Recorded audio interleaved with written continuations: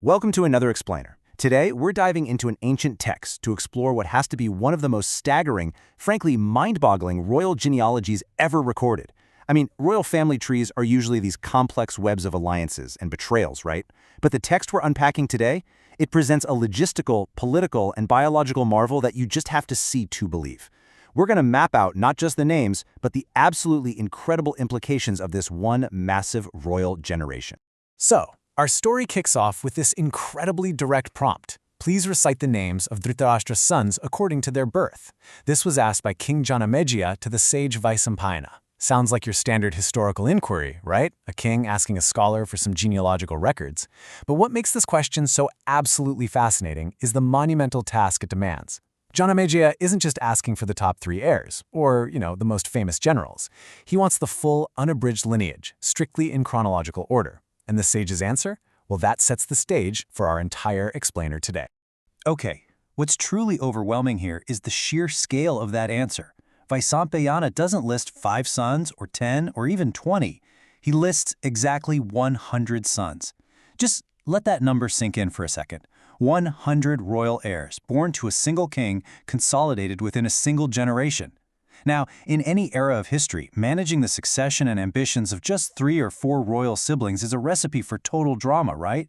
But here, we're presented with a unified brotherhood of 100 princes. The scale is completely unprecedented, and get this, the sage recites them all entirely from memory.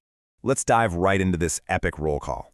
We launch into the first wave of brothers, and Vaisampayana starts with the absolute eldest, Duryodhana.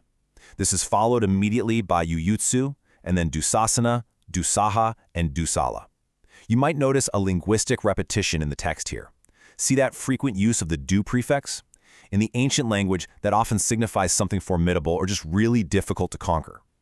We hear names pouring out Vinda, Anuvinda, Dumaka, moving all the way down through 33 individuals to Urnanaba and Sunanaba. It's just a relentless, rhythmic cataloging of royal births, setting up a massive foundation right out of the gate. And the recitation just keeps going. Picking up exactly where we left off with Nandaka and Upanandaka, the text literally bombards us with names that signify profound strength. We hear titles like Mahabahu, which translates to great armed, and Bhima Vega, indicating this terrifying speed or force. We hit Jarasandha, Ugrasena, it's waves after wave of princes.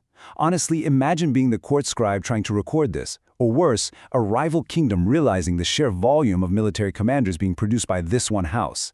This middle block of 34 sons really cements their overwhelming demographic advantage. Finally, we wrap up this overwhelming torrent of names with the last 33 sons.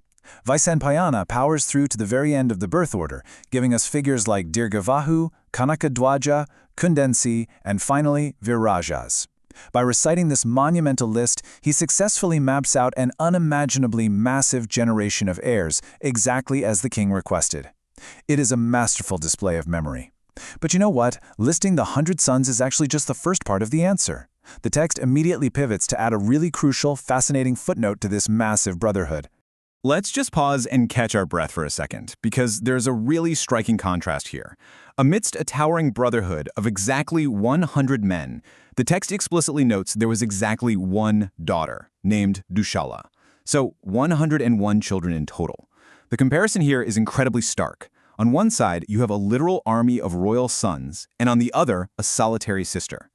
In the geopolitical landscape of ancient royalty, sons and daughters served very different but equally vital strategic roles for a kingdom. But before we see what happens to Duhsala, the text actually provides some crucial exposition on what kind of men these 100 brothers grew up to be. Right, so the crucial point is who these men actually were. They definitely weren't just pampered royals lounging around a palace. The text specifically defines all 100 of them as heroes and Atirithas. Now, what exactly is an Atiritha? Well, an Atiritha is an elite, highly skilled chariot warrior. Think of the chariot as the absolute pinnacle of ancient military technology. To be an Atiritha meant you represented the utmost tier of battlefield heroism. You were basically a one-man vanguard.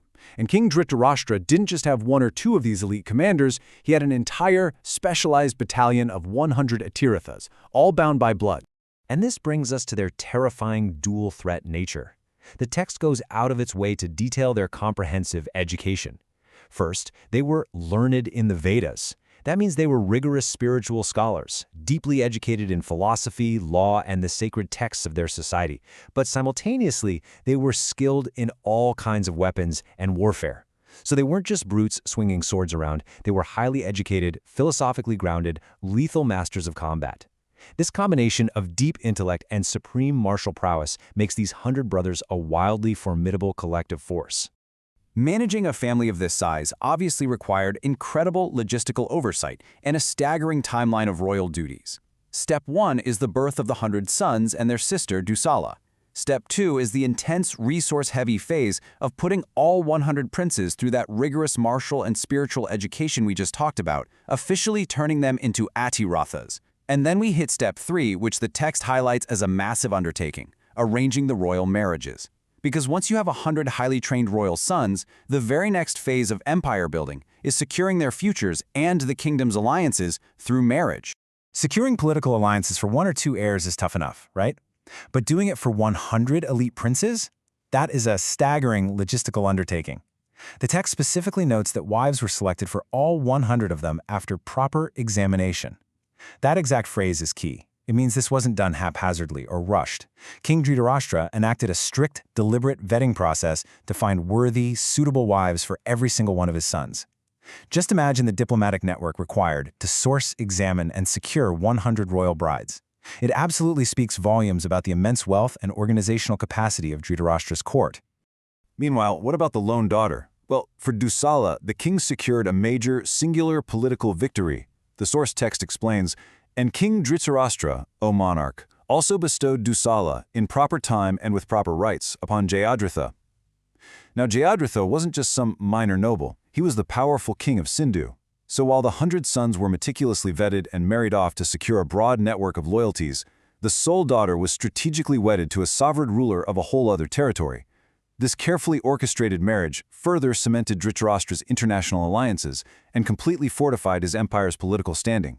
Which leaves us with this final, truly provocative thought to wrap up today's explainer. With 100 elite, highly educated chariot warriors consolidated under one king, what happens next? We've traced the massive recitation of their names. We've marveled at their dual education as scholars and lethal Atirathas. And we've seen their strategic integration into the political landscape through 101 carefully vetted marriages. When you forge 100 fiercely trained, unified royal heroes into a single generation, how exactly will that unprecedented concentration of power reshape their world? It's an incredible setup from the ancient text, and it leaves you wondering just how explosive his family's future is destined to be.